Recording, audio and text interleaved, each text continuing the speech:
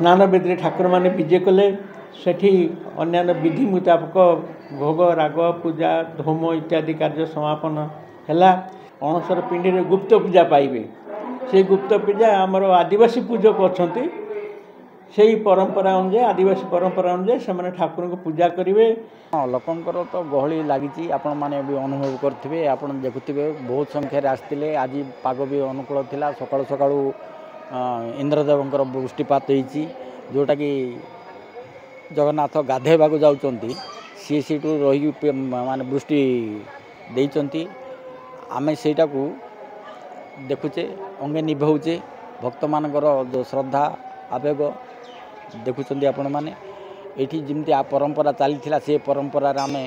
नीति निर्घंट कर बर्तमान सुधा आम चल आसीचु। आज हूँ महाप्रभुंर ब्रह्मोत्सव लीला से सी कौन भाई ना महाप्रभु आज भक्त मान सहित एकाकार हो जाती जो भक्त साधारण दिन मानक महाप्रभुंर मंदिर मध्य प्रवेश कर दर्शन करें ना से भक्त मैंने आज महाप्रभु को बाहर आसी दर्शन करेंगे। पतित उद्धार पर यात्रा ये यात्रा स्नान गुंडीचा ये हूँ पतित उद्धार करने एक यात्रा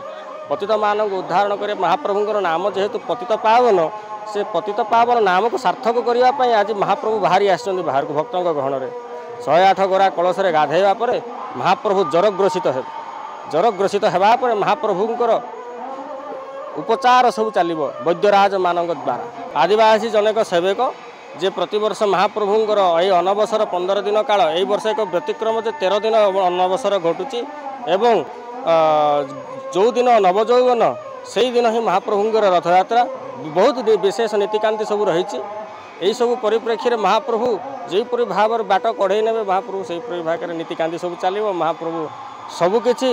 सुचारू रूपे तुलेबे बोली समस्त आशा रही। आमको बहुत दुख लगुच प्रतिदिन आरती देखुलु कालियार घंट बाजुला कालियार शंख बाजुला हुड़ाहुड़ी सब पड़ता पूरा एवं निश्चल हो घंट बाजनी शंख बाजनी खाली निश्चल हो साइलेंस